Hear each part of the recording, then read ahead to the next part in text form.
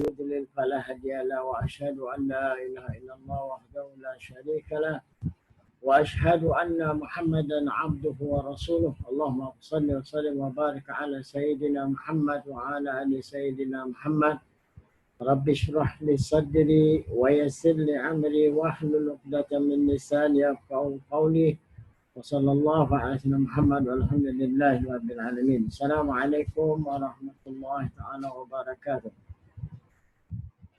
Alhamdulillah, brothers in Islam, before we start with today's lesson, sadly we have just lost one of our students by the name of Al-Marhuma Nur Hayati binti Idris. So let us dedicate to her Surah Al-Fatiha. She passed on a very today is Wednesday, but it's on the eve of Thursday, so it's good day. May Allah Ta'ala, gather her with all the pious souls. Al-Fatiha ila Nabi Muhammad sallallahu alaihi wasallam. Summa ila man istama'na hauna bisababihim, khususan al-marhuma Nur Hayati binti Idris. أن الله يتغشهم برحمته والمغفرة وإلى هذا الحبيب محمد صلى الله عليه وسلم. الفاتحة. أعوذ بالله من الشيطان الرجيم. بسم الله الرحمن الرحيم. الحمد لله رب العالمين الرحمن الرحيم مالك يوم الدين إياك نعبد وإياك نستعين اهدنا الصراط المستقيم صراط الذين أنعمت عليهم غير المغضوب عليهم ولا الضالين آمين. بسم الله الرحمن الرحيم. اللهم اغفر لها وارحمها وعافها واعف عنها. اللهم اغفر لها وارحمها وعافها واعف عنها. اللهم اغفر لها وارحمها وعافها واعف عنها. ربنا اغفر لنا ولاخواننا الذين سبقونا بالايمان ولا تجعل في قلوبنا غلا للذين امنوا ربنا انك رؤوف رحيم. صلى الله عليه محمد والحمد لله رب العالمين. Alhamdulillah, thank you very much. I think some of you may know her, or some who doesn't know her. The husband is Rauf. Husband is actually a revert from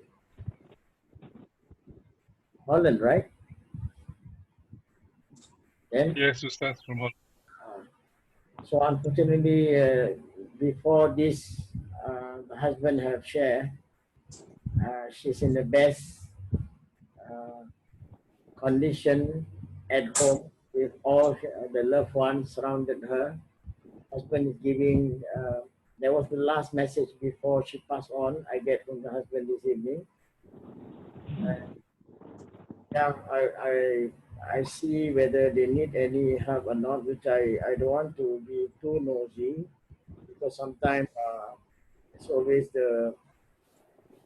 on her side, maybe, the family members may have make arrangement with the funeral.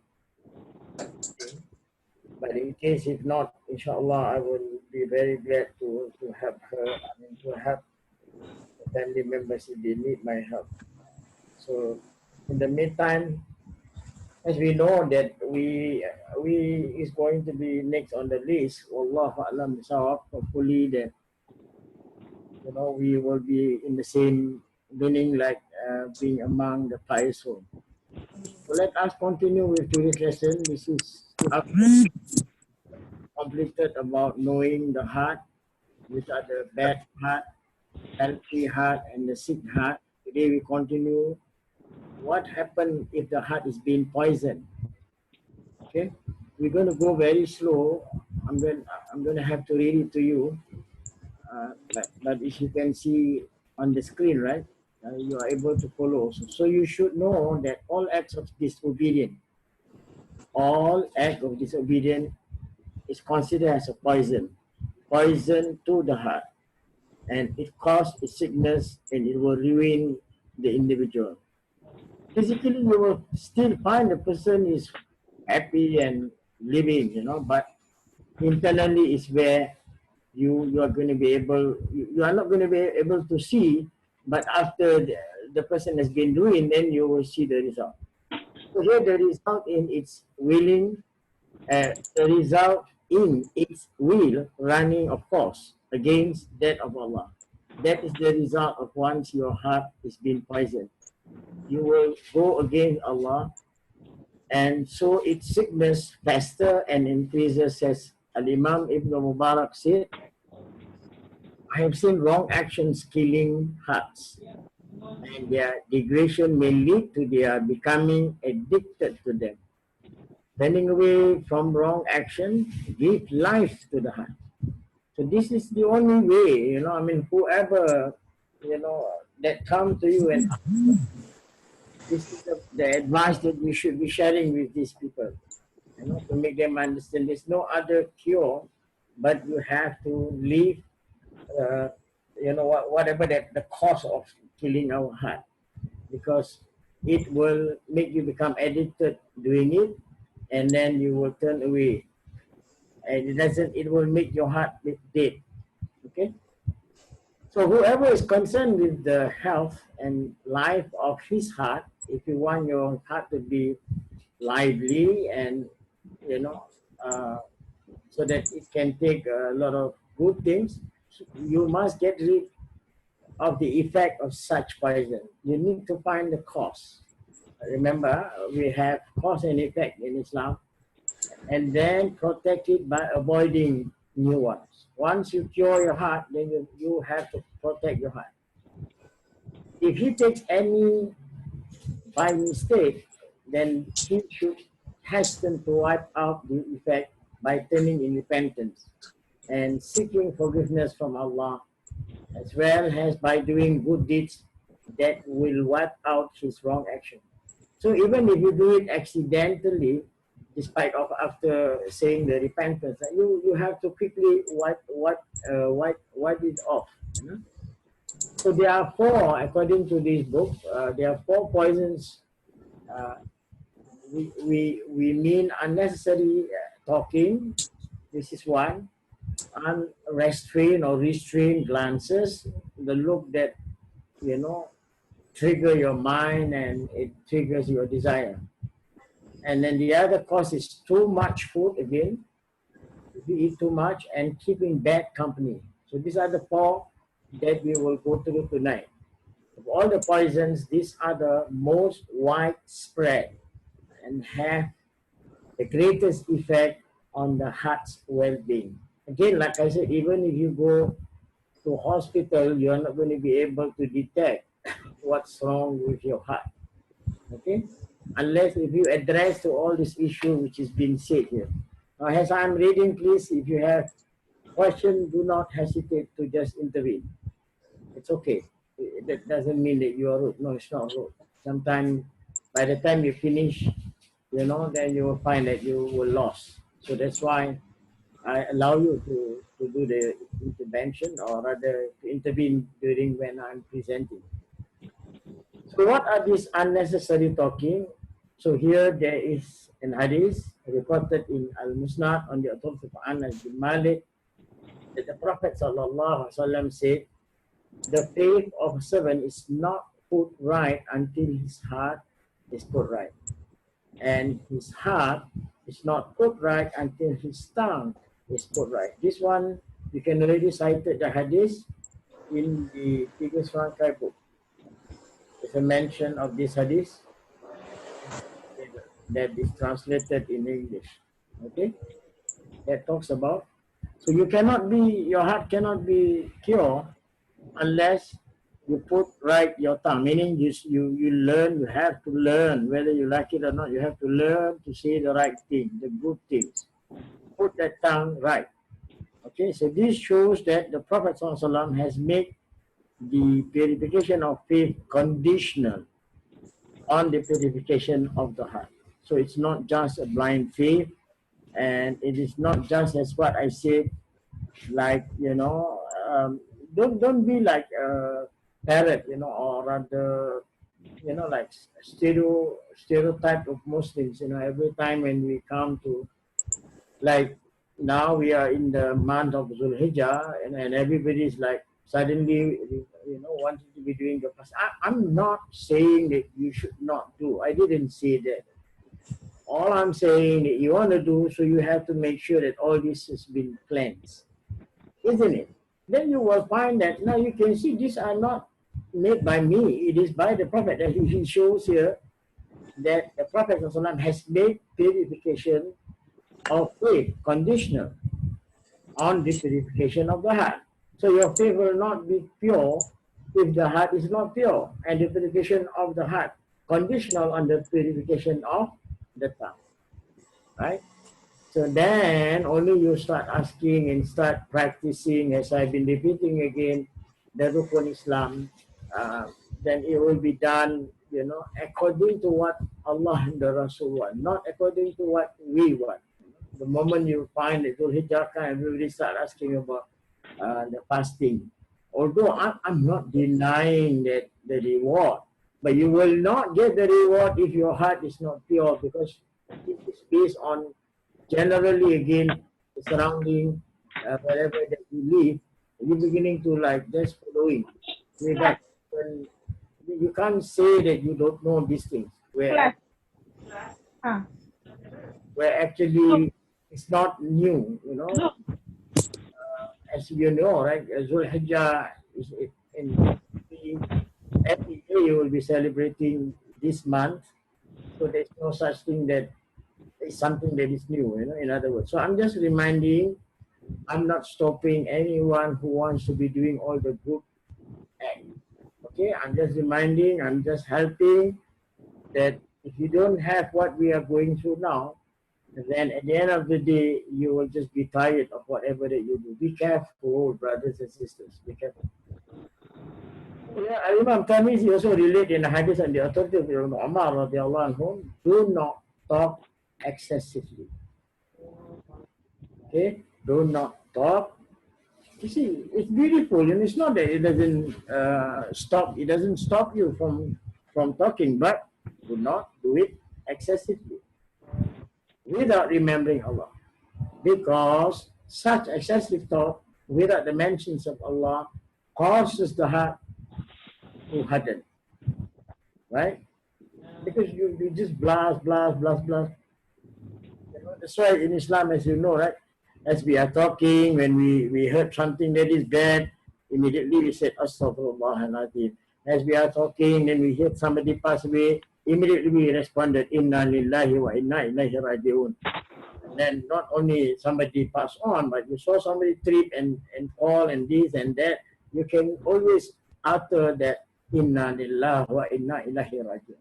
So this is what they meant by, if you thought excessive without remembering Allah, then that excessive talk will become will make your heart become hardened, and the person furthest it will. Once your heart is hardened, then you will be further from Allah, because of a person with a heart hardened. Your heart become. This is what happened, I mean, I don't know. I'm not asking, for all of you to admit that if you have these sicknesses. But I met these people, okay? These people who have this heart-hearted, very difficult to talk, and they are very stubborn. And, whatever you say to them, they are the only one that is right, and others are wrong. This is what happened if you are suffering from heart-hearted. I mean, heart. Okay, Umar ibn Khattab radiallahu also said, a person who talks too much is a person who often makes mistakes. And someone who often makes mistakes often has wrongdoing. Okay, these are the other things that, we need to be remembering. Okay? Can you understand? Like I said just now, please do not hesitate. If you are not talking, I would appreciate if you mute your mic so that I don't hear the background. Sometimes can be very distracted, because of the noise when I'm talking. So please cooperate and mute your mic unless if you want to talk. then you can unmute. Okay?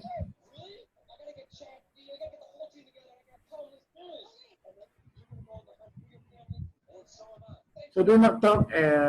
Umar ibn Khattab radiallahu said, a person who talks too much is a person who often makes mistake, and someone who often makes mistake often has wrong action. This is what happened. And the fire has priority over such a frequent sinner. Can you imagine? Scary, until Umar said that you are considered as a frequent sinner, Can you imagine? Na'udzubillah. Then in a hadith again related on the authority of Mu'adh bin Jabal radiallahu anhu, he said, the Prophet ﷺ said, shall I not tell you how to control all that? He heard the Prophet said, and then Prophet said, yes. Mu'adh said, yes, do, O Messenger of Allah. So he held his tongue between his fingers, and then he said, restrain this. So until the Prophet showed an action in front of Mu'adh bin Jabal to stop talk excessively. O Prophet of Allah, are we accountable for what we say? Then the Prophet ﷺ replied, may your mother be rough by your loss. Is there anything more than the harvest of the tongue that throws people on their faces, or he said on their noses, into the fire? That is what is going to happen. So every word you said, as you know, is recorded. And again, alhamdulillah, in all the other teaching is that that's why even after we have completed or rather finishes the class, you will find that that's why I still end with Surah Al-Asr, because, and then the Tasbih Kafara. Tasbih Kafara is to ask Allah Ta'ala, should I say something or, too excessive I talk, may Allah forgive me. But in teaching, of course, you have to talk. If you don't talk, then how are you going to be able to learn, right? So those are not categorized as excessive, but still normally I'll try and standardize it to 1 hour I present, then I give half an hour or 50 minutes for question and answer. So what is meant here by the harvest of the tongue is the punishment for saying forbidden things. You will be punished. I have already shared with you. This is what I meant by if you have been practices Rukun Islam, right? Then automatically the Rukun Islam will ask you to look at the Rukun Iman, because Rukun Iman already talked to you about the punishment, about what will happen to you is either you go to heaven or hell, isn't it? In Rukun Iman, you have to believe in heaven and hell, right? So by doing the action, the Rukun Islam, you have to have the Rukun Iman to be brought into, so that you remember your action and your word, and you know what will happen on the day of judgment. So here a man, through his action and word, will sow the seed of either good or evil. This is what you're going to get. Either you get good or you get evil. And on the day of resurrection, he harvests their fruits. This way you're going to make claim to Allah Ta'ala. So those who sow the seeds of good word and deeds harvest honor and blessing, and those who sow the seeds of evil words and did reap only regret and remorse. Can you understand? Any questions so far? It's quite clear, right? Then another hadith related by Imam Abu Hurairah say, what mostly causes people to be sent to fire are two openings also: the mouth and the private part. Can you imagine? The mouth and the private parts. And Abu Hurairah also related that the Prophet ﷺ said, the servant speaks words, the consequences of which he does not realize. This is the problem. That's why the most vulnerable in human being is the tongue. And you learn tasawwuf. If you learn tasawwuf, there are 20 scenes coming from the tongue. Now remember, Allah will not be listening to you on the day of judgment, as you already been told. In Surah Yasin, Allah has reminded us, Al-yawma nakhtimu ala afwahihim وَتُكَلِّمُنَا أَيْدِيهِمْ وَتَشْهَدُ أَرْجُلُهُمْ بِمَا كَانُوا يَعْصِبُونَ. On this day, Allah said, I will seal off your mouth. So this is where the rest of your organ will speak. You cannot use logic here. If you use logic, then you will definitely be a defiant. You will be saying it doesn't make sense. How can even your private part can speak in front of Allah Ta'ala? Allah will question. Okay? So be careful. The tongue is the most among all the organs that committed sin, because you didn't realize many of whatever you say, to who you say, and for whatever that you say, you didn't realize that, especially if you are not in a good mood. For which then it is for which he is sent down into the depth of fire. This is what is going to happen. Further than the distance between east and west. Can you imagine that kind of hellfire?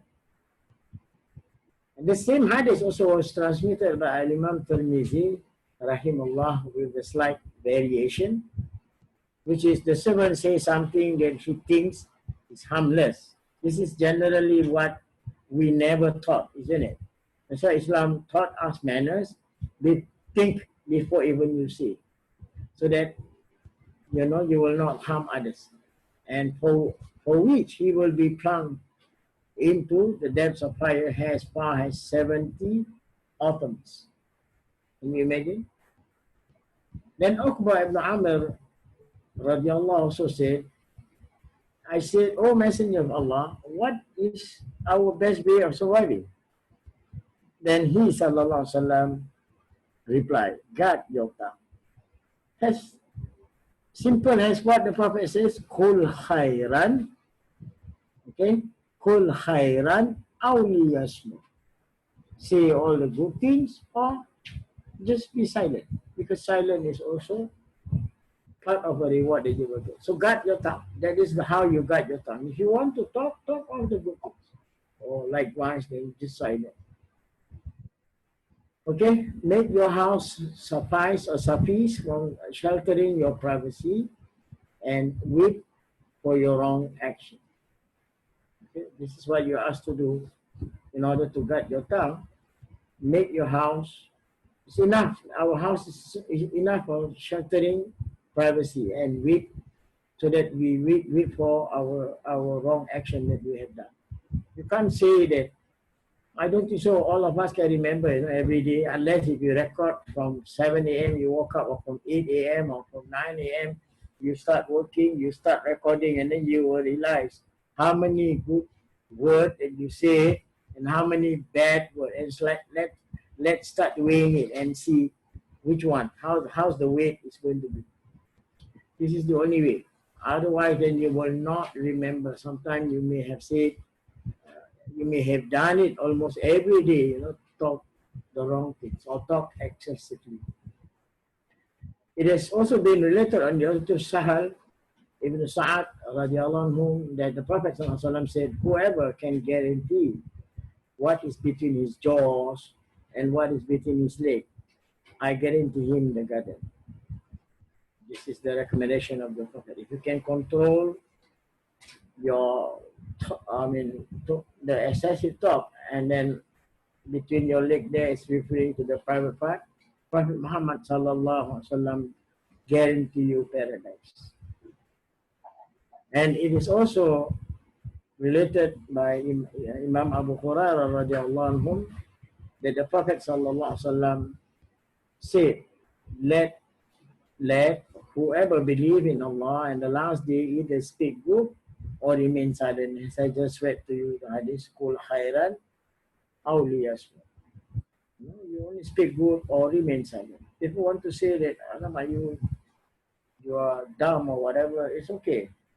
Because you're trying to control your speech.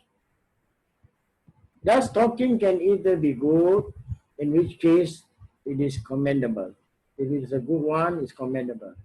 Or bad, in which case, of course, it is haram. The Prophet ﷺ said, everything the children of Adam say goes against them, except for They are enjoining good and forbidding evil. Amal ma'ruf nahi munkar.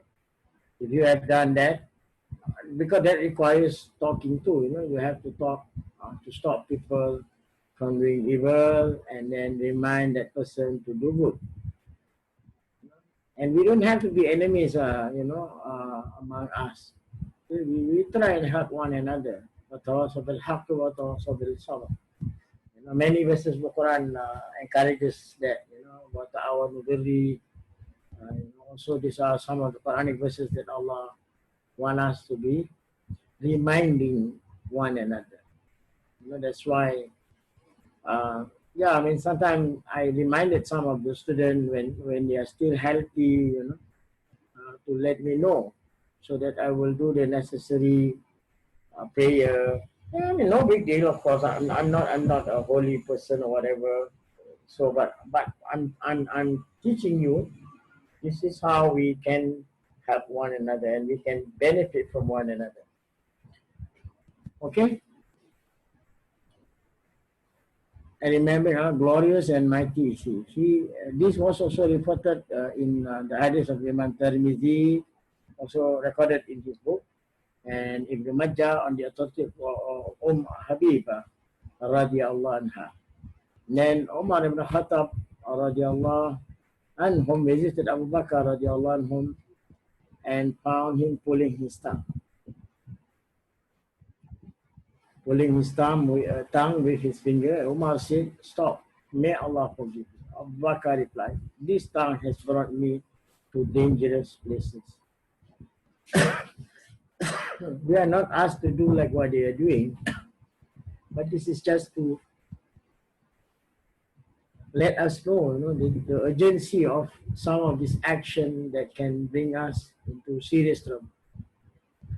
And Al-Imam Abdullah ibn Mas'ud radiallahu anhu also said, "By Allah, beside whom no God exists, nothing deserves a long prison sentence more than my tongue."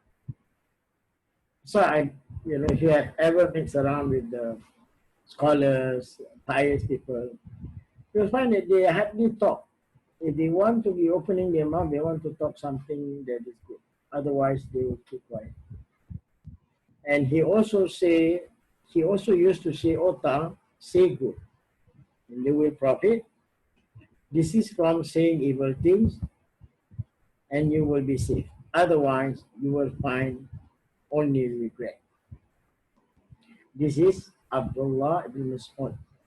Then Abu Hurairah reported that Imam Ibn Abbas radiallahu also said, "A person will not feel greater fury or anger for any part of his body on the day of judgment more than what he feels for his tongue, unless he only use it for saying and joining good. Dawah. And if you're doing it to advise people, to say good things to people, and then okay, that one you can continue doing. Al-Hasan said, "Whoever does not hold his tongue cannot understand his religion."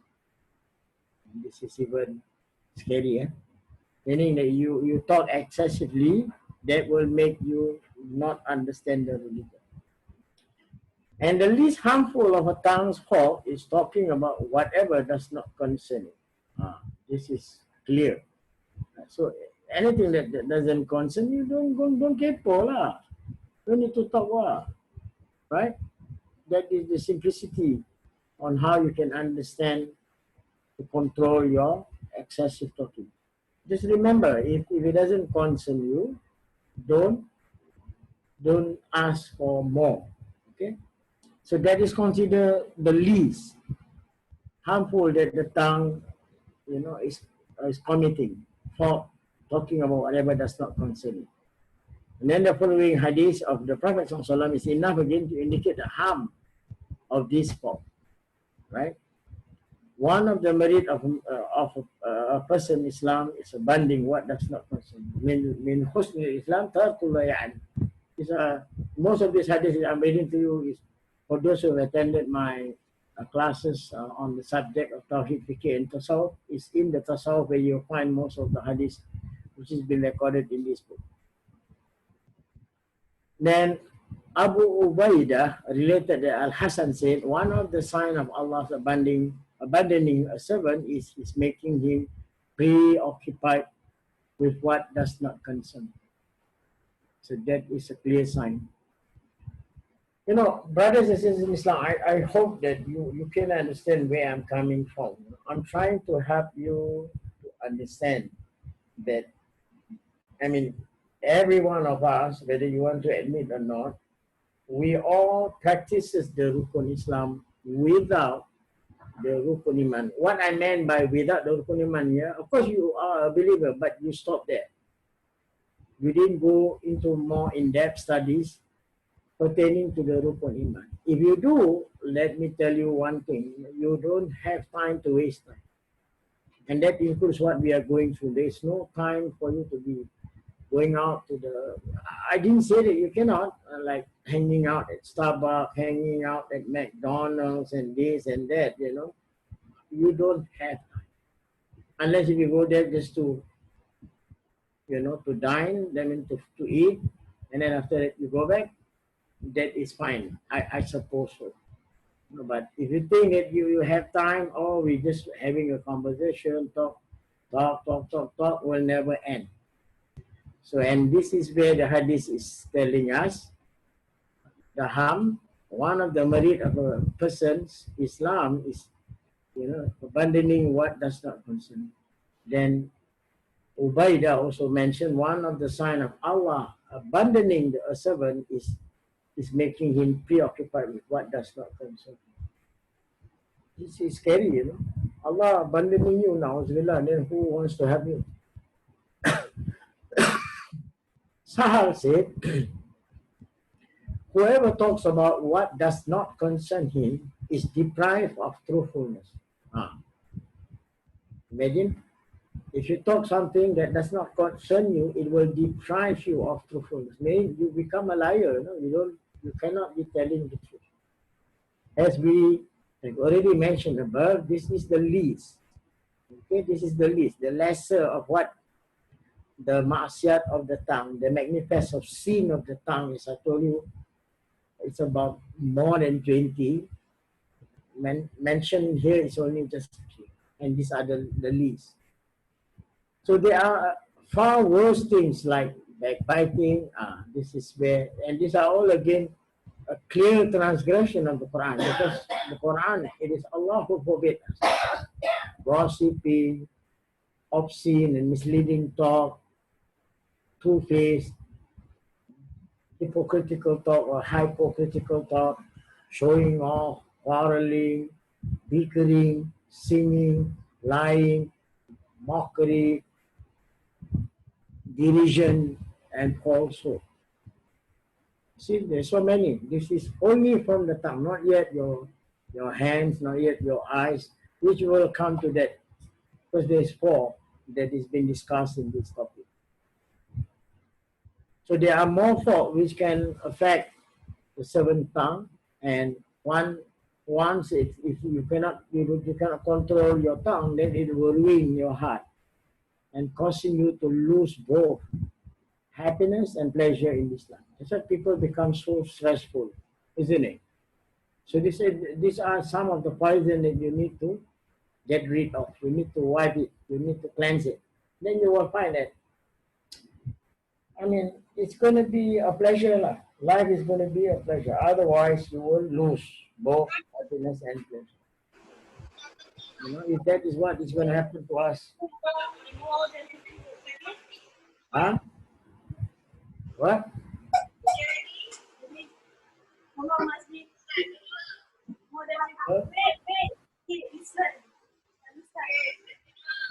Apa?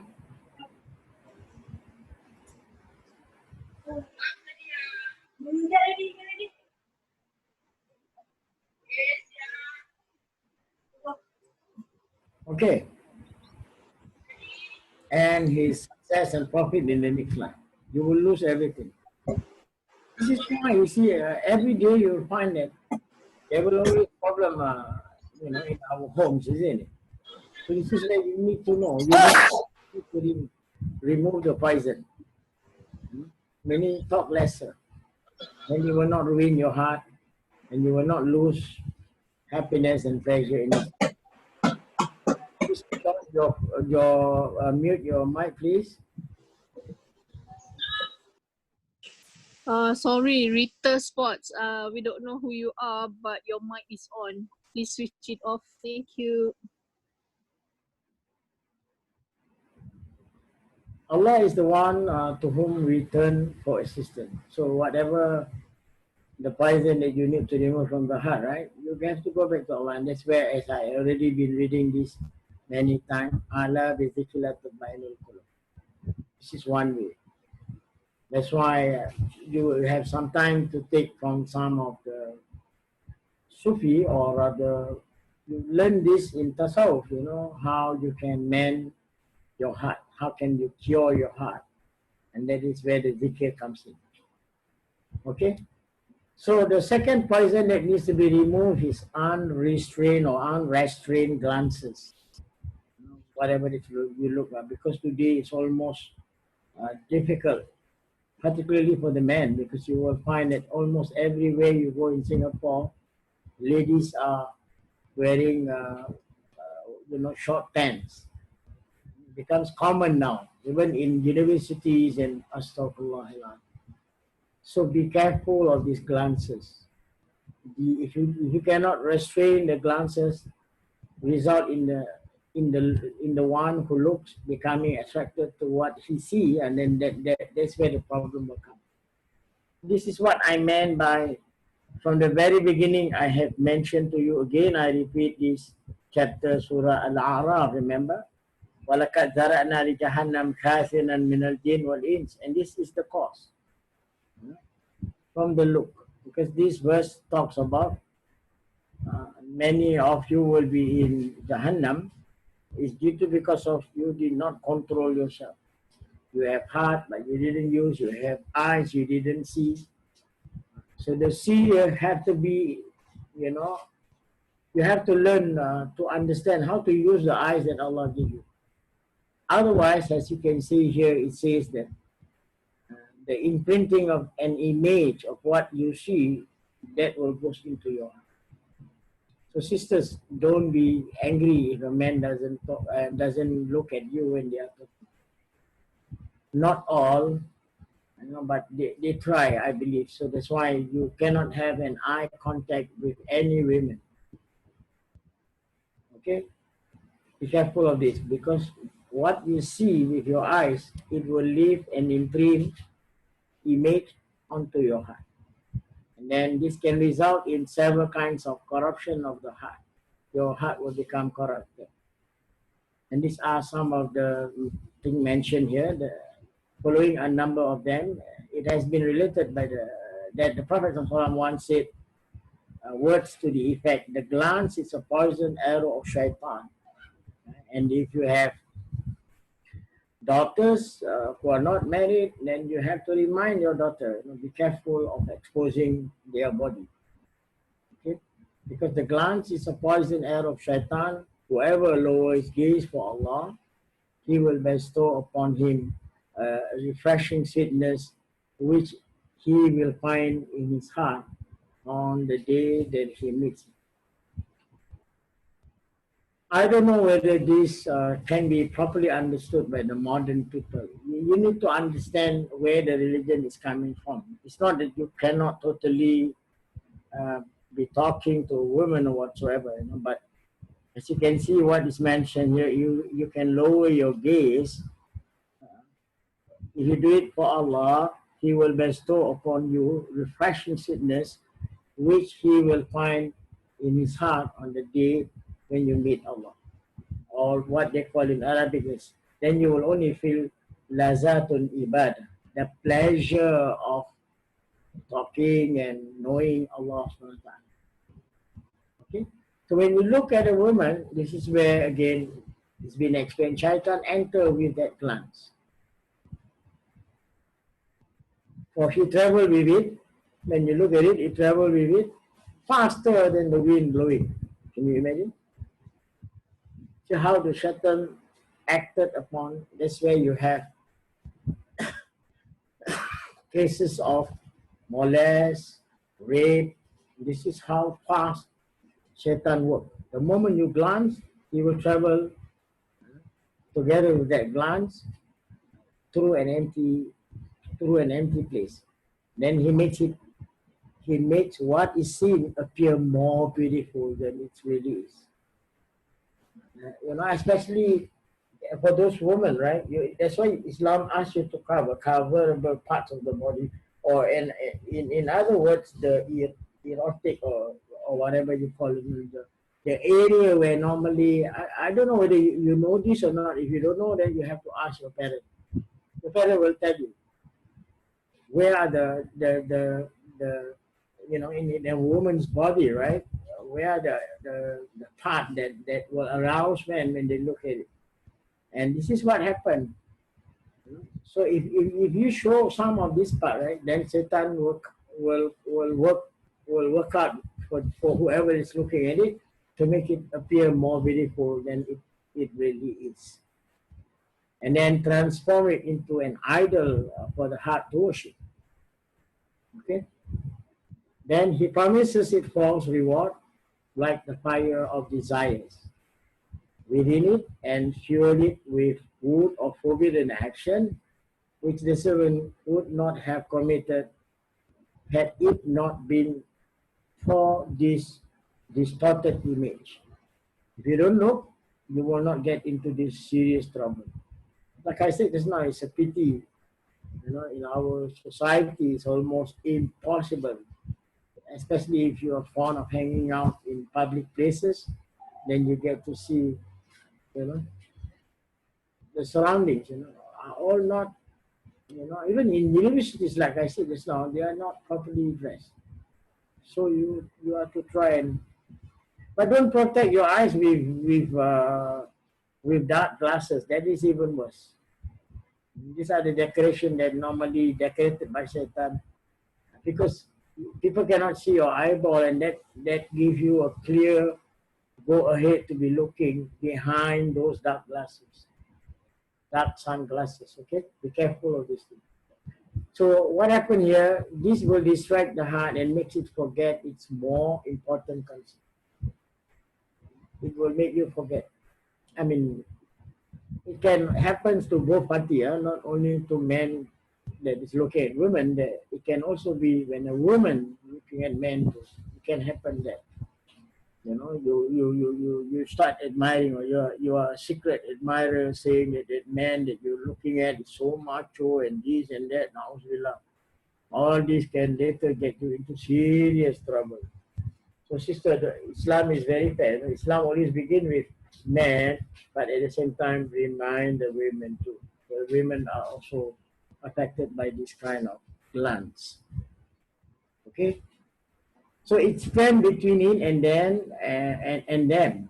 This mark, this image will stand between it, and so the heart loses its straight path and falls into the pit of desire. See this come in Quranic verse, chapter 18, verse 28. Allah mighty and glorious say, and do not obey anyone whose heart we have made forgetful in remembering us. So all this, even I try also, brothers and sisters in Islam, for information for those who have joined us. I think most of my senior students, you already knew, right? I introduced to you Ratib al-Atas, I introduced to you Ratib al-Haddad, I introduced to you Maulud al-Dibai. This is what the least that I can do to help. But then because of the COVID, everything is almost like beyond repair. We cannot be gathering anymore except through the Zoom, which inshallah again this coming Friday we're going to do, or Thursday night we will do the takbir. If you would like to join, just go into the Zoom and we will read the takbir together. And you can open your what you call it, screen or your video if you want to be looking at one another. But make sure that you are properly dressed, cannot just wearing the butterfly and then you show your face in the Zoom, and then it's inappropriate. If you are in your house, make sure that you put the clothes that's coverable must be covered. Okay, that will be on Thursday before we start with the class. This coming Thursday, right? Is it this coming and next week, right? Eh? Is it this week or next week? Yeah, because Idul Adha will fall on Friday, so Thursday is where we read our takbir. And after we read the takbir, we will end, continue with the class, and then on Friday morning, standard, I will reconfirm again about the time, what time we will do the Idul Adha prayer together. For those who are not used, this is the best. You can ask those who have joined. Is the whole month of Ramadan, we perform the Tarawih doing Zoom, but you have to be, facing the Qibla, cannot be looking at me, You must just face the Qibla, sit onto your prayer mat, and just listen to the command of the Bilal. You can only, and we want you to mute your mic also, so you can only hear my voice and the Bilal voice. Okay? And after we have done our Eid al-Adha prayer, there will be no Qurban for Singapore, right? So we are not going anywhere. So stay put. We will recite the Maulid al-Ribai again together on Friday, 31st of July. I will let you know more. Later, Mr. Ajiliao will put it onto the WhatsApp group because some are not in that group. So sometimes I will just forward whatever the message that is on our main WhatsApp group, and then I will forward to the sisters. I'll forward to those who just join us, so that they can also follow. So here Allah has warned us, and do not obey anyone whose heart we have made forgetful in remembering us. In other words, don't make that will lead to the next that talks about don't make friends with people who commit sin. In other words, okay, especially as mentioned in the Quran here, who follow his own desire, okay, and whose affair has exceeded all bound, meaning it already cannot control this detail. Then the unrestrained gaze causes all three afflictions. What happened if you look at the woman? This is what happened. It has been said that between the eyes and the heart is an immediate connection. It has a link, like our teeth has a link with our eyes, have a link with our brain. Right? So the same here, the eyes, well, the heart has immediate connection with the eyes. Okay? Then the heart will follow. That is the connection. Once after you look, the heart will follow. So it becomes like a rubbish heap. It becomes like a rubbish heap where all the dirt and filth and the rottenness collect. And so there is no room for love for Allah. So relating all matters to Him. Can you imagine? It will close all these doors. Matters related to Allah Ta'ala. Awareness of being in His presence will close. What happened to many of us? We didn't study, so we didn't know what are the things that should be done. Be careful of this. Okay? And feeling joy at His proximity, only the opposite of these things can inhabit such as the heart. So these are the point given here. Staring and gazing without restraint is disobedient to Allah. So it's considered have disobedient of the eyes, of the purpose of what Allah have given the eyes for, and then the eyes have committed the sin here, as Allah mentioned here in chapter 24, verse 30, which means, tell the believing man to lower their gaze and guard their modesty.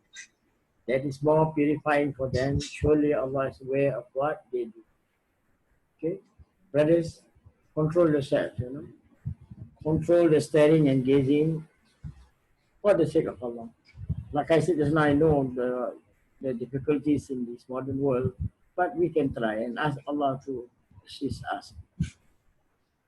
Only the one who obeys Allah's command is content in this world, and only the servant who obey Allah will survive in the next. Okay. Furthermore, letting the gaze roam free, clock. What happened if you allow the gaze roam free, cloak the heart with darkness, just as lowering the gaze for Allah clothe it in light. So after the above ayat, Allah the Glorious and Mighty say in chapter 24, verse 35, Allah is the light of the heaven and the earth. The likeness of His light is as if there were a niche, and in the niche is a lamp, and in the lamp is a glass, and the glass has it were a brilliant star lit from a blessed tree, and olive, neither of the east nor of the west, whose oil is well nigh luminous, though fire sacred torch it light upon light, nor Alan more. Allah guide whomever He wants to His light, and Allah strike metaphor for man, and Allah knows all things. Any questions so far?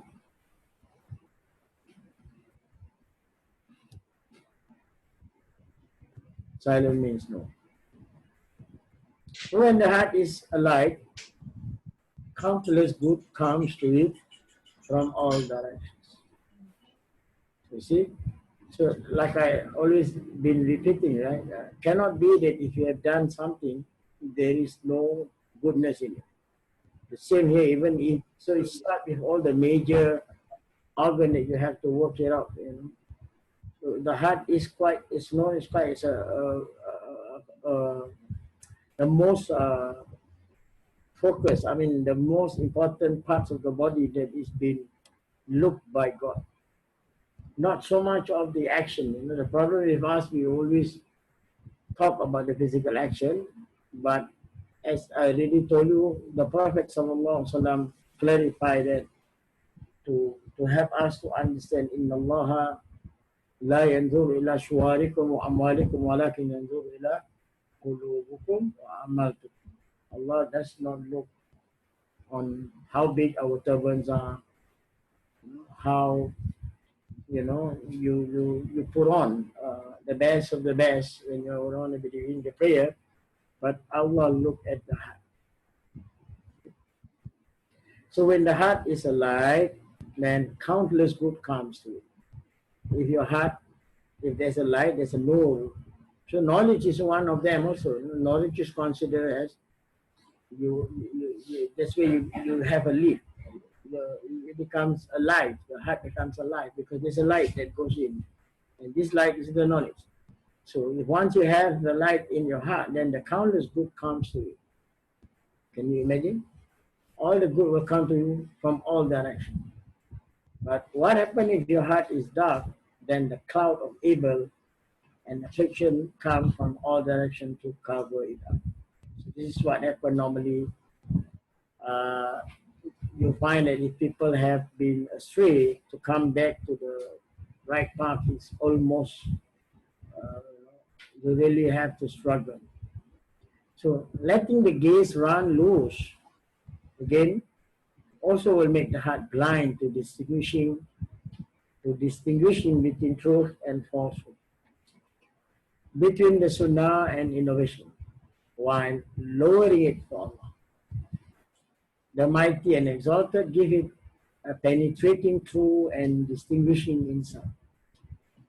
So a righteous man once said, whoever enriches his outward behavior by following the sunnah and makes his inward soul wealthy, as this is what we have went through the previous lesson.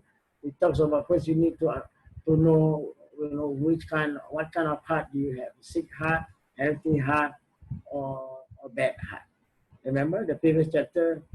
For those who didn't attend, you have to read that first to identify, what kind of heart do you have? a healthy heart, a sickness heart, and a bad heart.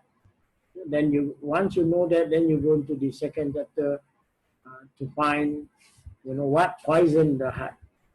So today we are going through it. Okay, this is the second part of what poisoned the heart. Okay, and avoid anything of doubtful nature. If you are not sure, you are not certain whether halal or haram, out of piety, leave the food. Leave the food. Because you doubted whether it's halal or haram. Then leave it. You will still be rewarded.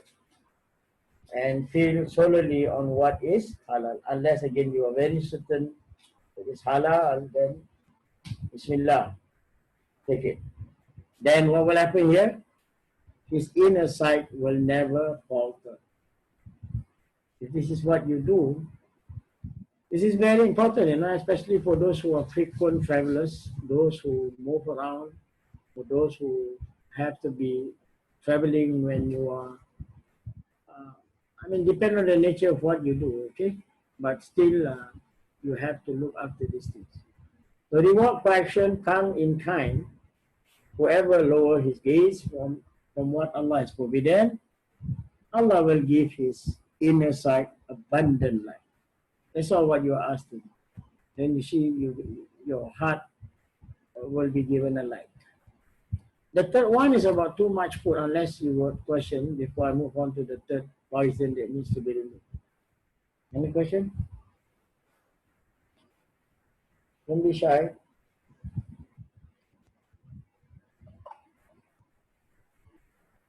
Silent means no lah. It's okay. My job is just to teach lah. Whether I know. So too much food is one of the poison that needs to remove. The consumption of small amount of food guarantees tenderness of the heart. See, it's a guarantee. It's guaranteed. If you take a small amount of food, guarantee your heart will become tender. Then strength of the intellect. This is where, if you check most of the Islamic university, or like I'm talking about like the traditional university, which is known like in Indonesia, will be pesantren. That is the reason why you'll find the consumption of the food given to them. You wouldn't agree with what is being fed to them. They normally will eat white rice and tempeh. What is tempeh in English?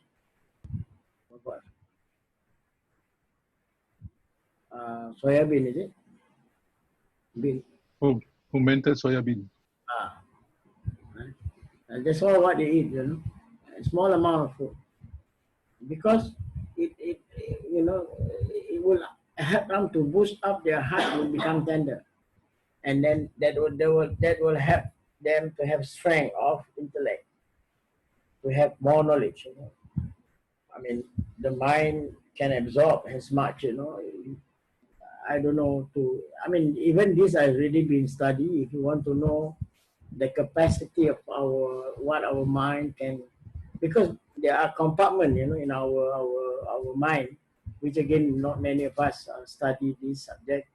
And Imam Ghazali is one of the scholars that goes into that. So humility of the self, this is what you're going to get. That's why normally you see Ramadan very different, during your fasting, right? It gives you the strength of being able to read the Quran, with so many chapter juzu that you are able to, right? This is the result of the consumption of a small amount of food. Unless if you break your fast, you really want to all up, they want different. So you won't get this thing. The result you won't get. Weakness of the desire and gentleness of the temperament. Then immoderate eating brings about the opposite of these praised qualities. Again here, Al-Miqdan ibn Ma'ad Yakrid said, I heard the Prophet ﷺ say, the son of Adam fills no vessel more displeasing to Allah than his stomach. A few morsels should be enough for him to preserve his strength. So this is where later you will learn about the importance of the intention. Now, I mean, there are so many guidelines that you don't have to be worrying about whatever sickness that is befalling onto that society or that individual. Believe me, if you follow dietary in Islam, but once you already affected by it, it's very difficult to turn back. It's Allah's decision. It's only Allah affairs. Allah make the decision as to whether He wants to cure you or not. And that depends on your reliance on Him, your tawakkul on Him. I'm not saying that you shouldn't be going to the doctor or whatsoever, but this is facts in Islam. So as mentioned here, that's why if you were to read about Prophet Daud alayhi salam, right, he is as fit as a fiddle because he passed one day, he break his fast the next day. Even Prophet Muhammad sallallahu alaihi wasallam recommended if you want to be, to be fit, that is the best. Fast one day, break your fast the next. Fast one day, break your fast. This is the best. Because this is all what we need. Actually, there is a measurement of the stomach. As we know, again, Islam give us a guideline. Stomach have to be filled into 3 portions. It has it has to be given a portion for breathing of the air, a portion for water, a portion for food. So you cannot overfill it, then you will have a lot of problems.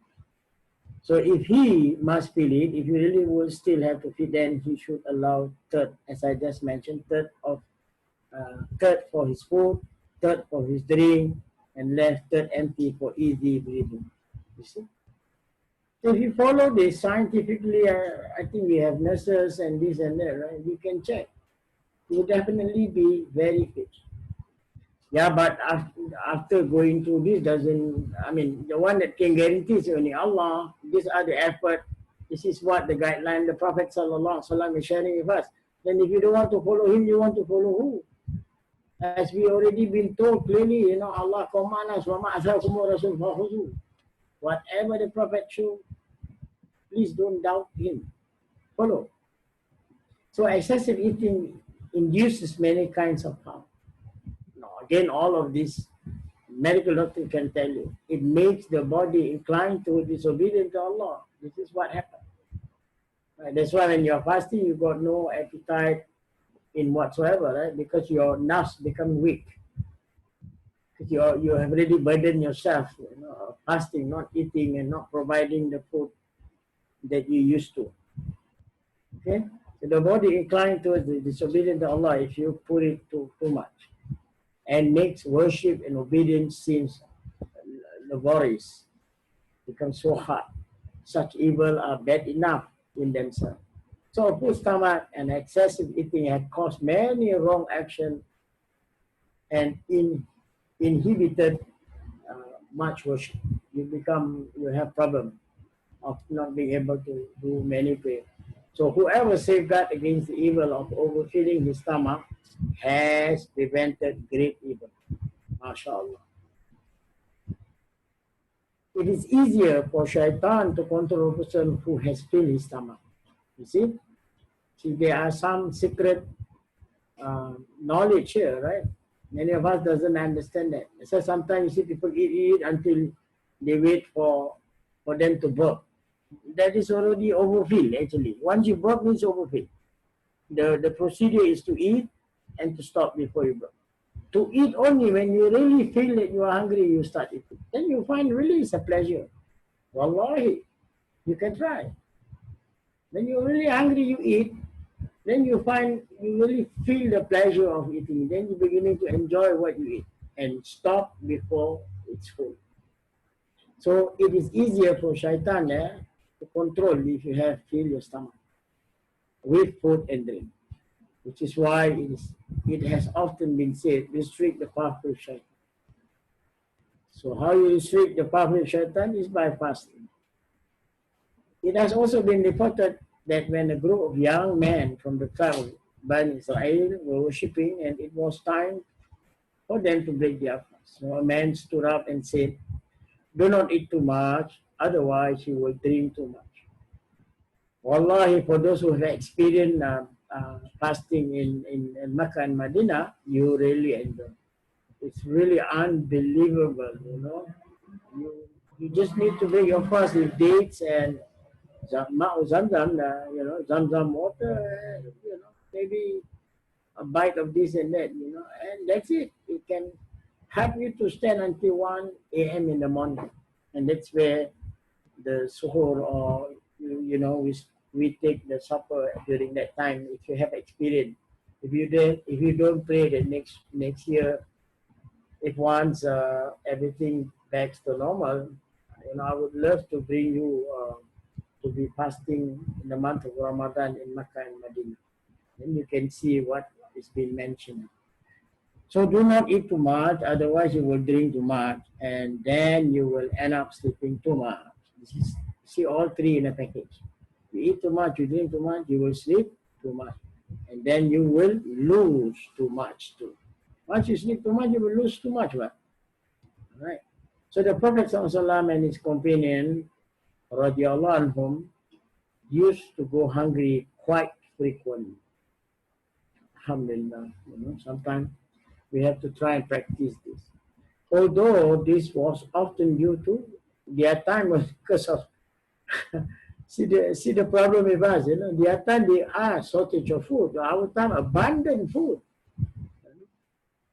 So Allah decreed the best and most favorable condition for His Messenger, alayhi salatu wassalam, sallallahu alayhi wasallam, and this is why Ibn Umar radiallahu anhu, his father before him, in spite of abundance of food and available to them, model their eating habit on those of the Prophet. They follow the Prophet. Remember, he's the best role model. So it has also been reported that Aisha radiallahu anha said, from the time of their arrival in Medina al-Munawwara up till his death, referring to the Prophet sallallahu alaihi wasallam, the family of Muhammad sallallahu alaihi wasallam never ate their fill of bread made from wheat 3 nights in a row. Can you imagine? If you were to count, remember the Prophet sallallahu alaihi wasallam stayed in Medina, or rather still alive, in only 10 years. After that, he demised. 13 years in Mecca, 10 years in Medina. Right? And then, of course, 40 years was before he was appointed as the Prophet. Then Ibrahim Adham is one of the same, said, anyone who controls his stomach is in control of his religion. And anyone who controls his hunger is in control of a good behavior. So disobedience towards Allah is nearest to a person who is satiated with full stomach, and furthest away from a person who is hungry. So any question before I move to the last of about this poison of our heart? Or you want to wait and let me finish this? I think, yeah, you better wait until I finish this, then I'll give you time for question and answer. So one of the other poison is you mix with a bad company. Unnecessary companionship is also considered as a chronic disease. Because why? The nature of us human, we can get affected by if you were to be mixing around with a bad company, isn't it? So that's why it's considered as a chronic disease. I mean, an example would be if you're not a footballer, but you hang out with footballers every day, one day you will also start kicking the ball. So it's a disease. That is our nature, you know, we like to copy, or rather the stereotype. So here the religion is advising us unnecessary companionship is a chronic disease that causes much harm. How often have the wrong kind of companionship and intermixing deprive people of Allah's generosity. Allahu Akbar. So it will deprive Allah generosity, planting discord in their hearts with even the passage of time. Even if it were long enough for mountain to be worn away, has been unable to dispel. So in keeping such company, one can find the roots of loss, both in this life and in the next. Remember, I can tell you that even today, in today's context, it's very difficult to get learned scholars, that wants to be our friend. So you have to find. So a servant should benefit from companionship. In order to do so, he should divide people into 4 categories. See, there are guidelines given. And be careful not to get them mixed up. Once one of them is mixed with another, then evil can find its way through it. Okay, the first category of people that we should try to make friend are those whose company is like food. It's like a food. It is indispensable night or day. Once a servant has taken his need from it, he leaves. It will be until he requires it again, and so on. This is the first kind of people that we should try and mix. So these are the people with knowledge of Allah, of His command, of the scheming of His enemies, and of the diseases of the heart and their remedies, who wish well for Allah. His Prophet, Sallallahu Alaihi Wasallam, his servant, associating with the type of person is an achievement in itself. Okay, try and find, brothers and sisters, it's not impossible, right? The first one. The second category of people that we should be looking for, whose company is like a medicine. They are only required when the disease set in. When you are healthy, you have no need of them. This kind of companion, still can be very, very beneficial.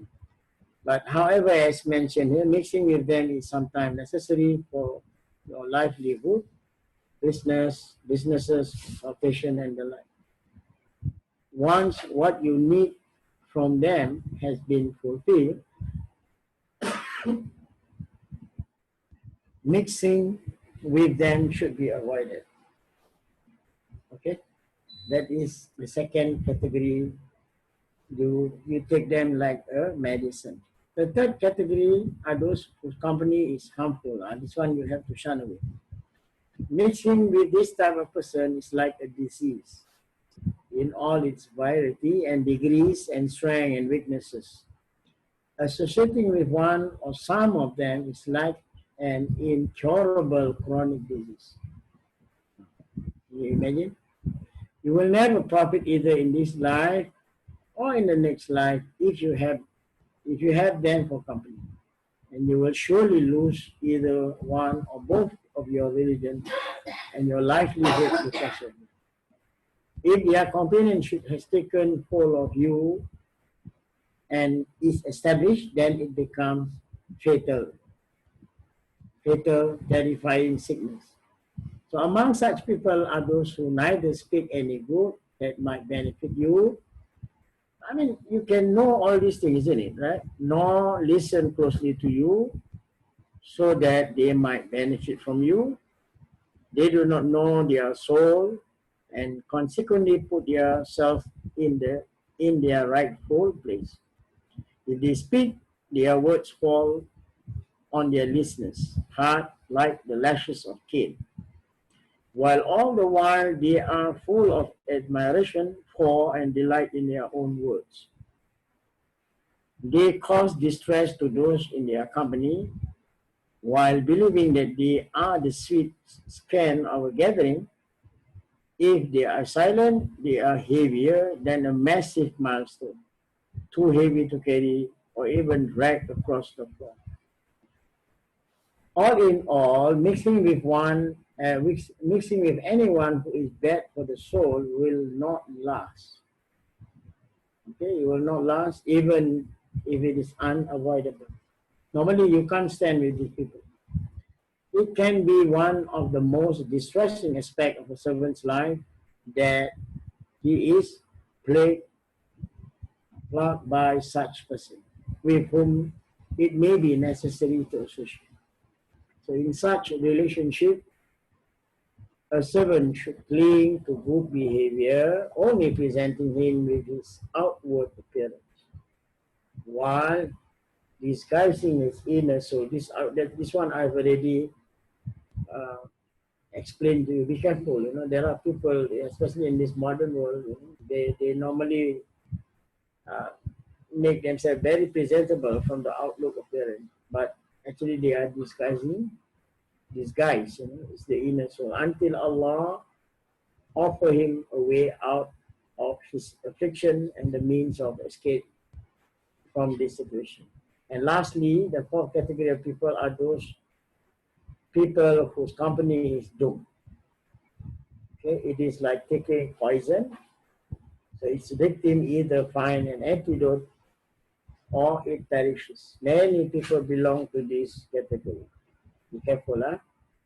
They are the people of religious innovation. A lot of bid'ah, these bid'ah, that they are the people of religious innovation and misguidance.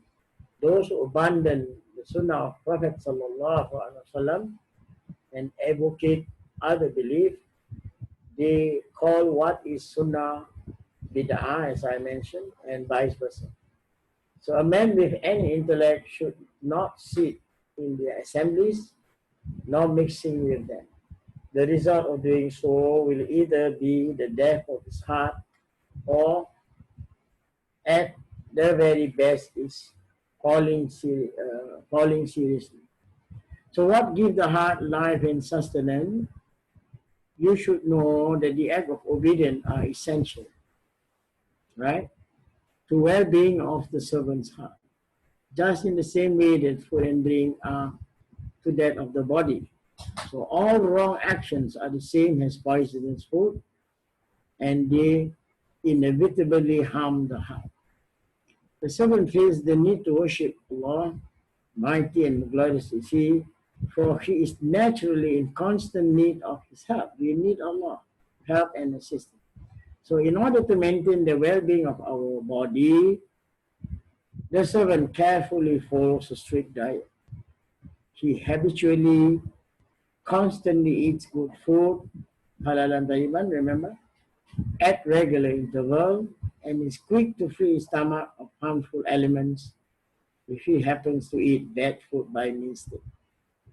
So the well-being of servant heart, however, is far more important than of his body. This is the saddest part. We normally look after our body, but we didn't look after our heart. That's why you can still find even, that I know, my students, can still be hating and disliking one another for no reason. This is very bad. I didn't teach all this, but this is still happening. I don't like this kind of behavior. I disapprove, but I'm not God. I can't stop. So be careful of these things. So the well-being of the servant heart, however, is far more important than of his body. For while the well-being of his body enable him to lead a life that is free from illnesses in this world, and that of the heart ensure him both fortunate life in this world and eternal bliss in the next. In the same way, while the death of a body cuts the servant off from this world, the death of the heart results in everlasting anguish. So a righteous man once said, how odd that some person mourn for the one whose body has died, but never mourn for the one whose heart has died.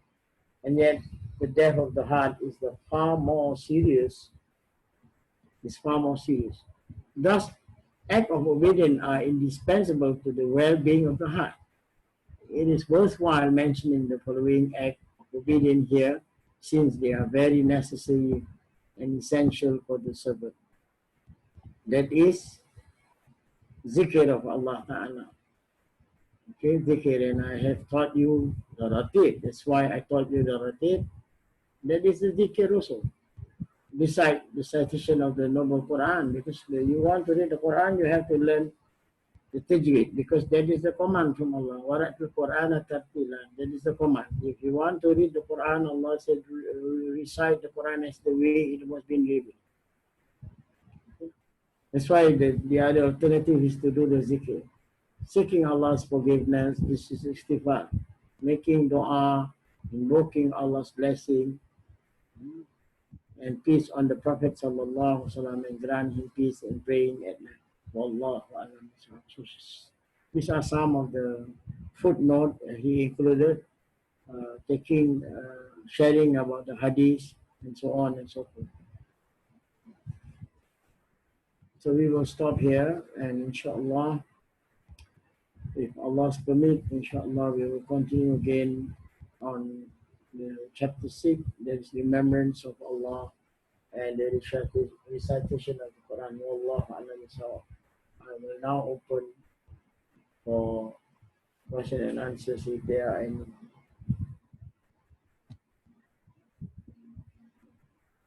Any question? Assalamualaikum Ustaz, Faizah here. Ustaz, Salam. okay, the tongue is really maksiat lah. Ustaz, very, very major sin, right? So, can we actually avoid gatherings whereby we know that our friends will start bickering, gossiping and whatever? Just create some reason or excuses. Is that alright? Although that actually the main reason is we want to avoid them.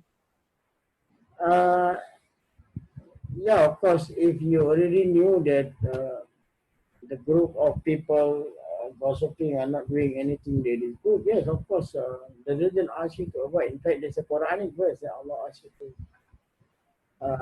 move from that place before, unless otherwise if they change the topic, meaning they stop backbiting or gossiping, and then you can continue sitting. But if they didn't change, then you should stop. Okay, how?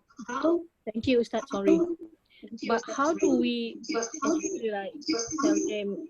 We cannot bluntly tell them like, "Hey, stop gossiping or change your topic." How do we nicely tell people, Ustaz, that we shouldn't be talking like that or those kind of nonsensical stuff? No, Islam doesn't allow confrontation. So the best is, if you knew that it is something that is unpleasant is being said, or rather the talk is not something that is for those people who are present, then you should just find your way out, meaning just leave them. That is the best. So leave politely lah, Ustaz. Tak payah kasih excuse, tak payah, no need to lie, no need to give excuse lah. You just politely make your move. Yes, that is the best. Like I always mention, to retreat doesn't mean that you're a loser. To retreat is to reinforce. To retreat is to reinforce the good things. The iman, so that your iman gets stronger. But if you decided to stay, then the disease will increase. Okay, thank you very much, Ustaz. Any others? Please don't be shy.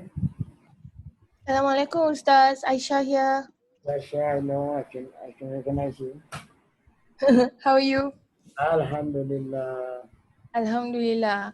Okay, I want to ask you about, we were discussing about the 4 categories of people.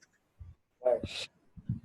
So, what if there are people in your family, like cousins, for example, whom you realize fall into the 2nd and the 3rd category. So you also realize that they are harmful and toxic for you. So how does Islam view if you decide not to see them anymore or sever the relationship? Because I know that Allah is angry with people who cuts off relationship and silaturahim. Right. Okay. Of course, with all due respect, you have to try and apply what the Prophet taught. Meaning, like I always mention, the problem with us is we are very fond of talking. I think that is the simplest way, right? But in religion, actually, not necessarily. Example, if you want someone to stop gossip or backbiting, right? You just took the Quran and you know, start reading. It makes them feel that, okay, now I'm reading the Quran, or I mean, they definitely will find that, okay, this is something that they cannot uh, they cannot take it, right, isn't it? Because you are trying to change and make the approach very diplomatic in your approach, right? That is the best that you can do, right? If it is your family member. Does that answer Yeah, the question? but the backbiting doesn't stop, because when you do things like that, they always misconstrue you or view you as somebody who is trying to be better than them. Yeah, So yeah. yeah. I mean, it's okay. Rather than you can't stand what you're listening to, and then that will build up your hatred towards that person, and then you become enemies. Right? Yeah, but my question is also, because I don't want to encourage or grow these feelings of hatred, right? Is it wrong of me to decide not to speak to them again? For good cause is allowed in the religion, but temporarily cannot be forever. Okay, until time resolves itself. Yes, yes, because and deep in your heart, you must always remind your heart that you are not to hate what you are going through. I mean, don't hate the person, hate what they are doing. Islam never Yes, allows correct. us to hate anybody, even if that person is a non-believer. You hate what they are doing. But you cannot dislike the person. I hope that answers your question. Thank you, Ustaz. But Yes, it. this book later you will come across, they will guide us, or perhaps even in the book of Ahya, the Tuesday class. I know it's a bit lengthy to many because it's too wordy and it requires really, you have to be very focused in what is being delivered for my Tuesday class. I noticed that not many enjoy that class, I suppose. I don't know for whatever reason, but actually that is the core of what is been because Imam Ali focused more on the internalization rather than the external. Because in his time, they are very humble people, so they want to make sure that the hearts are clean, are pure in whatever they are doing. But then, in our time, because of, like I said, most of us, we are already born as a Muslim. So what happened to us here is we are lacking of information, Asha. We are lacking of information of the truth, Until today, people are still like debating and arguing. I receive texts about, you know, uh, they are curious about the Quran. They heard some Ustad or Ustaza share, that you cannot be uh, or cutting your fingernails and this and that, where actually you have no knowledge of it at all. You shouldn't be posing that kind of question. You have to study to understand there are differences of opinion among the scholars. They cited in hadith from Salama and also hadith seconded by Aisha radiallahu anha, where the scholars differ in their understanding. So one is of opinion that the one that should be cutting off, what do you call it, the clipping of their fingernails and shaving, right? This is referring to those who are doing the slaughtering. And this is one opinion. Meaning like in today's context, right? Even if you were to pose that kind of question, it's not applicable for us because we cannot be slaughtering any animal. There's no Qurban here in Singapore. So this is the problem with the society. Many of this information is being pulled back. We don't go into the detail where actually it's a topic by itself. When you talk about Adil Adha, it's so lengthy to talk about the sacrificial of Ibrahim alayhi salam, and then you will go back to all the other prophets. So they also have certain sacrificial that they do. So this is an example. So the same goes to the question that you asked, Asia. We are lacking of tasawwuf in our time. Tasawwuf is actually a subject that bring up the essence of what the religion is all about. It's like, if you have a house, you need to, like in if you use in modern terms, would be like you need to be having like a security camera and this and that. So this is what is lacking in many of us. So, and that's why I keep on repeating of, I'm not saying that you're doing the wrong thing, but if you do without an understanding, it will lead to wrongdoing, isn't it? Because you didn't have the information of whether what you did is right or wrong. We need Yes. to evaluate ourselves, to understand.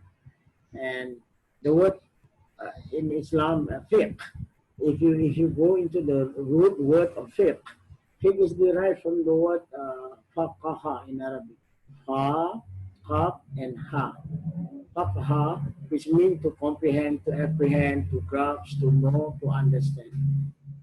So if this is not being, you don't have access to have the enough knowledge, for all these things, obviously your understanding definitely will be very misleading.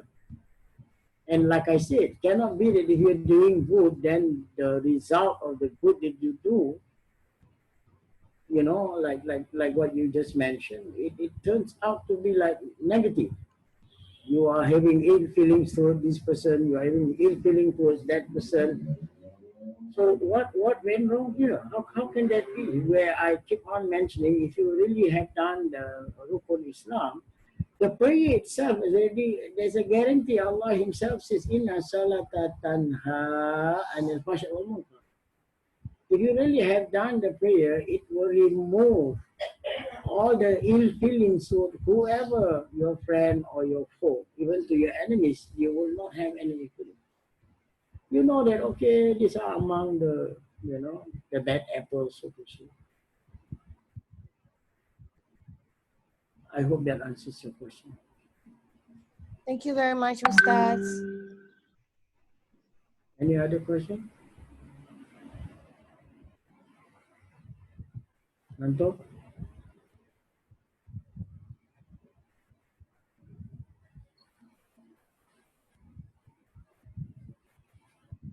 Silent, I think it is no. If no, I don't hold you back.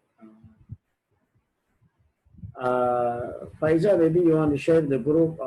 Have they found anyone to, the funeral? You mean about Sister Yati, is it? Yeah, I was told that it's taken care of already.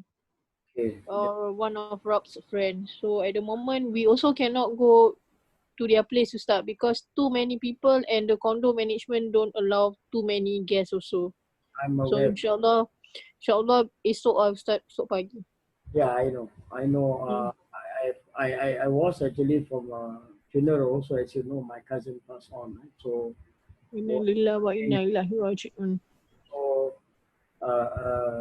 one of disease is affected by COVID-19. So they hold back all the jenazah. That's why we Oh, was okay. there cemetery. So there's a delay of, I think some of them maybe are still there because of heavy rain and the COVID-19 have to be given precedent. They have to bury that one first. So the rest will hold back. Yeah, correct. Some, Inshallah Allah pemudahkan urusan mereka. these are the things that unfortunately, of course you can't be holding back death. If it comes, it comes. So, but even during this time, it's very sad to know that, you have lesser friends, lesser people will be on the ground, to facilitate, because of this strict distancing issue, and NEA will always be there to ensure that we don't go more than 20. Anyway, maybe for those who doesn't know her, you may not want to visit. For those who have known her, especially people like Ziana, I think Asha Manan also, you know her, right? Yes, I know her. So for those who know, I mean, the least that we can show respect to the family members is just to say condolences. I think the husband is aware of the situation. He also responded to me when Mr. Habib Rashid was sharing with me. Then just in a short while only, I got a message and the husband said, doctor's on the way. Then I know that she's gone already. Well, what to do? These are something is again inevitable. You cannot run away from it. It will come. So just be prepared. Maybe I'm next on the list, so be prepared. Take as much as you can. Allahu Alam, we need our Habib Rashid Al-Janib to be praying for us. The more the person is sick, the better his dua is. For your information, I think you can cite this in the Hadith Qudsi where Allah Ta'ala says that I'm sick and why don't you come and visit me? Well, again here, the contextual issue in our time now, and because of the COVID, we can't be going and crisscrossing each other's because of the law says so. So just bear and pray to Allah Ta'ala that He lifted up the whatever is now happening to us, and inshallah, once it's over and hopefully we can meet each other again. Like I said just now, if you want to show your face in the Zoom here, I mean, especially for the sisters, you can do so. Just make sure that you must be in a proper attire. So any other question? Balkis, any question? Uma, any question today? No, Ustaz. Uma?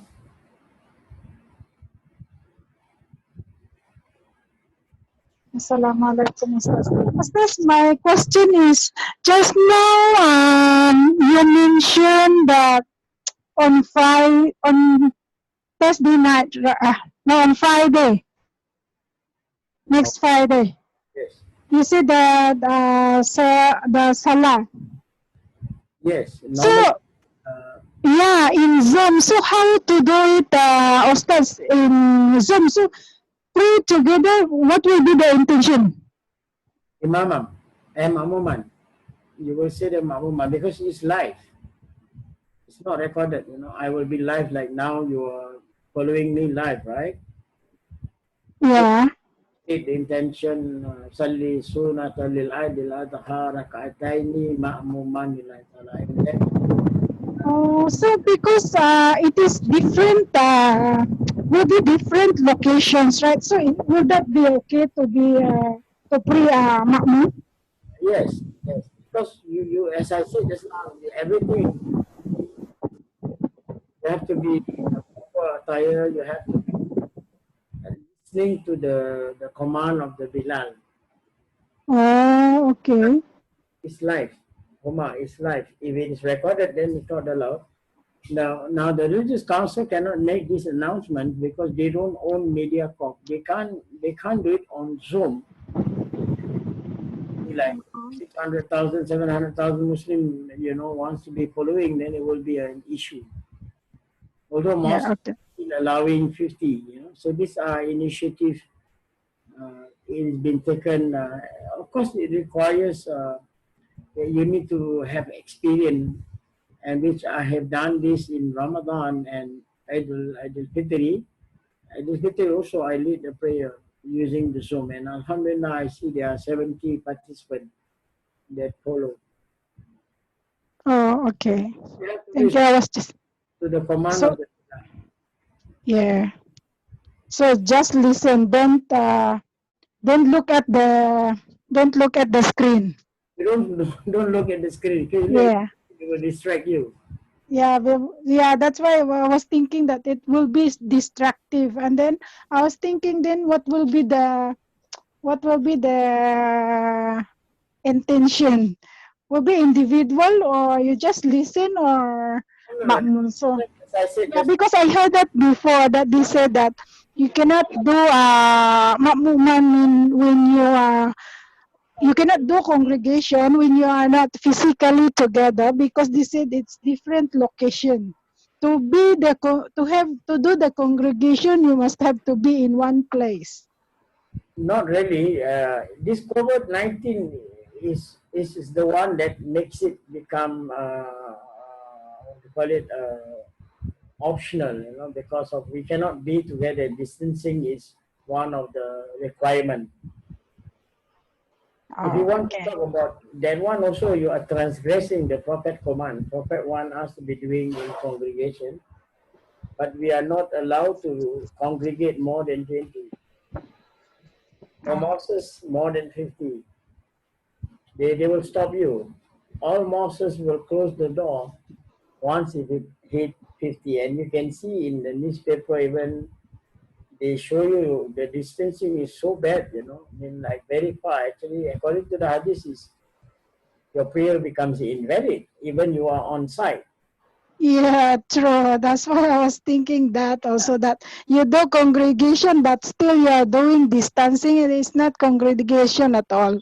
Right. So this is due to because of the this is what I meant by sometimes we have to accept the context.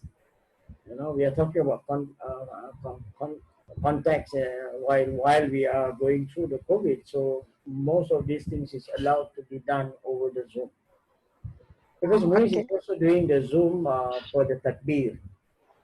They cannot Yeah, do it. yeah, I know that takbir is okay, but I previously I heard that congregation is not valid lah to do via video because locations are in different.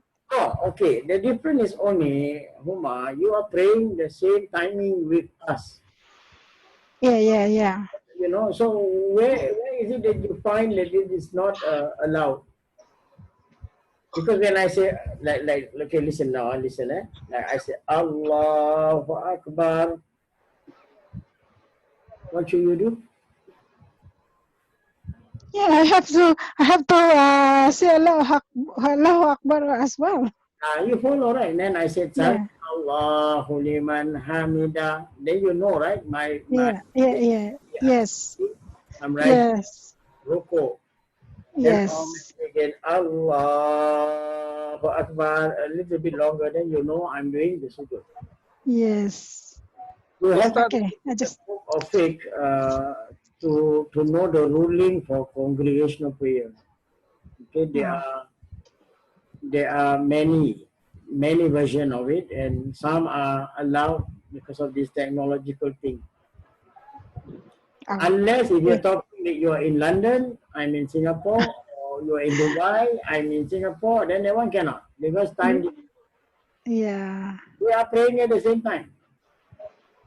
Okay, Ustaz. I just clarify it because I just heard it previously that cannot be. So thank you very much, Ustaz.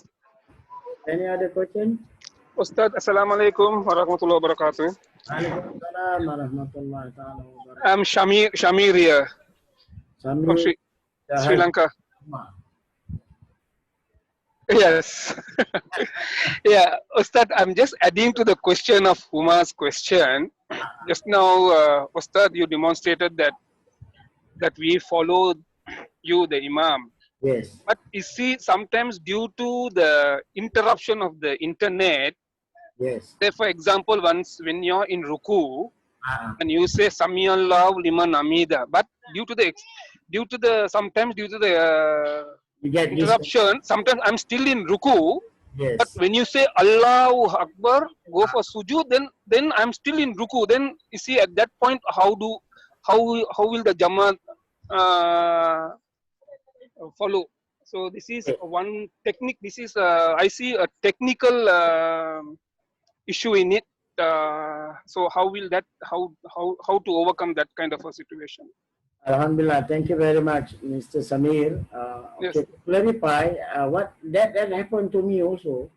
Yeah. I mean, this is the problem, as I said earlier. That's why the religious council didn't make an announcement to follow the Zoom, because there could be some technical error, when they are Yeah. doing it live, and especially the congregation is going to be like big number. It's going to be a problem also. There could be any Yeah. interruption. Yeah. So in situation like that, you have to do it on your own.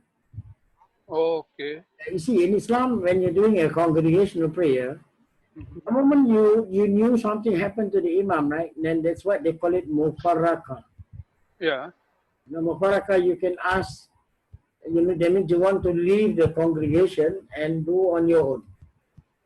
Oh, okay. If that happen, you will do that. So that Yeah. means that individually, the person, if he cannot follow the imam, then he break off from the jama and then continue on his own. Correct. Correct. Yeah. Right. That can be done. In fiqh, they have already mentioned that in case in situation maybe, I mean in modern times, because of most mosques they use microphone, and sometimes there are some technical issues there. Yeah. So then suddenly it is cut off, and you totally, the Bilal also cannot reach the voice, Yes. So in that kind of situation, you can mufaraka. Okay. Okay. I Ustad. hope that Oh, answers your question. yeah. Okay, Ustad. Thank you very much, Ustad. Alhamdulillah.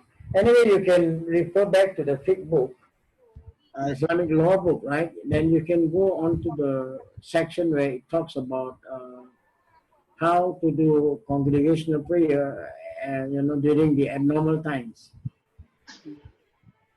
I don't know whether you have the book or not, but anyway, you can browse the internet and see whether you can find any source. Yeah, Ustad. Any other question?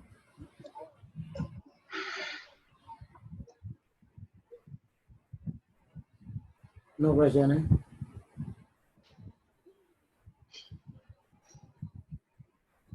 استغفر الله العظيم. بسم الله الرحمن الرحيم. اللهم إنا أعوذ بك من علم لا ينفع، ومن قلب لا يخشع، ومن نفس لا تشبع، ومن دعوة لا يستجاب لها. اللهم أغننا بالعلم، وزينا بالحلم، وأكرمنا بالتقوى، وجملنا بعافية يا أرحم الراحمين. بسم الله الرحمن الرحيم. والعصر إن الإنسان لفي خسر إلا الذين آمنوا وعملوا الصالحات وتواصوا بالحق وتواصوا بالصبر. سبحانك اللهم وبحمدك أشهد أن لا إله إلا أنت أستغفرك وأتوب إليك. وصلى الله على سيدنا محمد والحمد لله رب العالمين. السلام عليكم ورحمة الله تعالى وبركاته. Waalaikumsalam warahmatullahi wabarakatuh. Thank you, Ustaz. Good Thank you, night. Ustad. Good night. Assalamualaikum.